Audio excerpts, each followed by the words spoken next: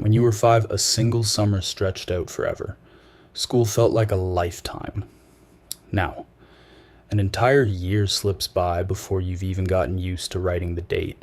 You're not imagining it, time really does feel faster as you get older.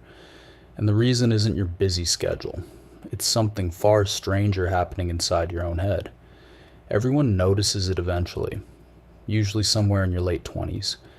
You look up one day and the years have started blurring together. The months arrive faster than you can keep track of them. Christmas comes around again before you've even taken the last tree down. The easy explanation is that you're just busy. Adults have jobs, bills, responsibilities, so the days fill up and rush past. But that doesn't hold, because the speeding up doesn't stop when you retire. It keeps going. People in their 70s and 80s describe whole years vanishing in what feels like weeks. Whatever this is, it isn't about your calendar. It's about your brain and the strange way it measures a year.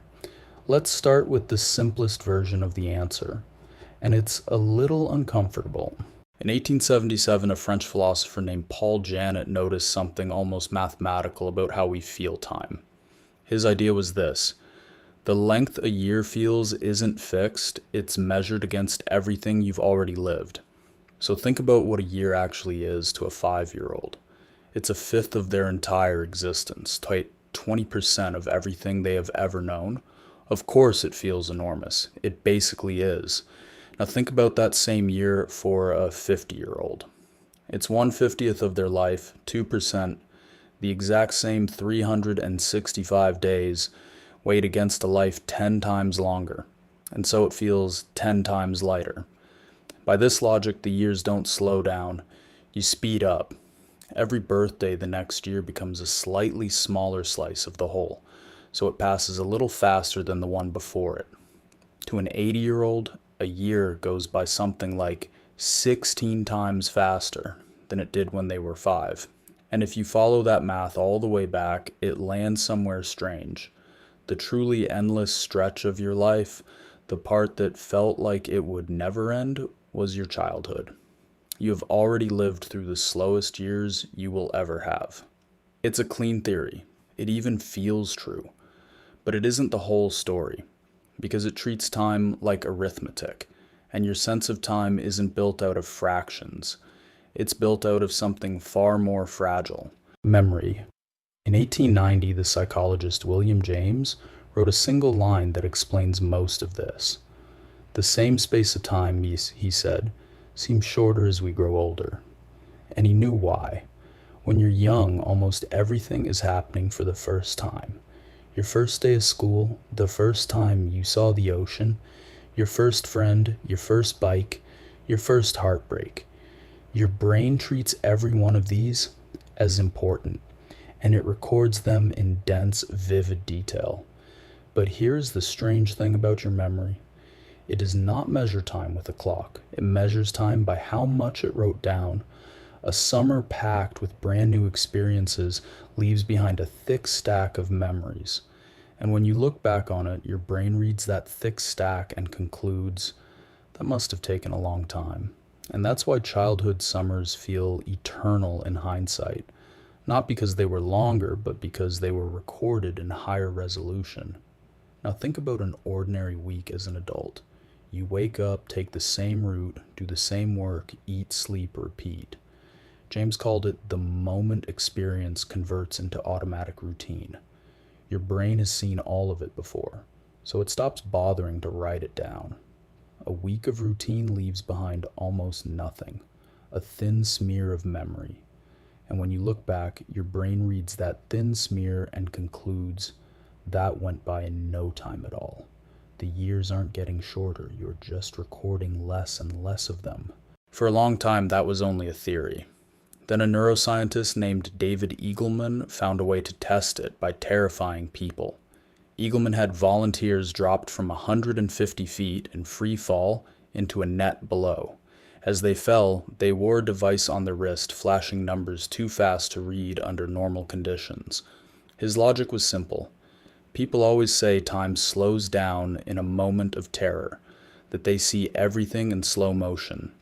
If that were actually true, If the brain really sped up during fear, the falling volunteers should have been able to read those impossible numbers. They couldn't. Not one of them. During the fall, their perception ran at completely normal speed. No slow motion, no bullet time. But then Eagleman asked them afterward to estimate how long their fall had lasted, and every single one overestimated it. On average, they remembered their own fall as lasting 36% longer than it actually did. Sit with what that means. The fall didn't feel longer while it was happening. It only felt longer in the looking back, because terror made their brains record the event in dense, frantic detail, and when they replayed that dense memory, they assumed it must have taken more time. Time slowing down isn't something that happens in the moment. It's a trick of memory written after the fact, which means your felt experience of time isn't a measurement of reality at all. It's just a readout of how much your brain decided to remember. And as you get older, living the same days over and over, it decides to remember less and less. And there may be an even more physical reason underneath all of it. In 2019, an engineer named Adrian Boujon proposed something almost mechanical. As your brain ages, it physically changes. The pathways your signals travel down get longer and more tangled. Your eyes flick across the world a little less often. And so the raw rate at which you take in new mental images, the frames per second of your own experience, quietly slows down. A child's brain is capturing more snapshots of every passing moment than yours is.